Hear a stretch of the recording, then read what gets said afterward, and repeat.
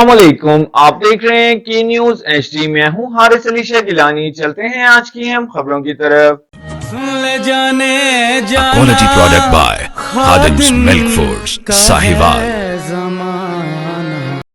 रुक करेंगे साहिवाल का। साहिवाल में पंजाब फूड अथॉरिटी की कार्रवाइयां जारी। खुराक की तैयारी में खुले और गैर मियारी ऑयल के इस्तेमाल पर सख्त एक्शन। लोकल स्नैक्स यूनिट के मालिक के खिलाफ एफआईआर दर्ज कर ली गई। तफसीलात के मुताबिक फूड सेफ्टी टीम ने कल्ला मंडी साहिवाल में रेवड़ी, मखाना और दीगर अशिया बनाने वाले यूनिट पर छापा मारा। कार्रवाई के दौरान 156 लीटर खुला और गैर मियारी ऑयल बरामद करके जब्त कर लिया गया, जबकि यूनिट मालिक के खिलाफ एफआईआर भी दर्ज कर ली गई।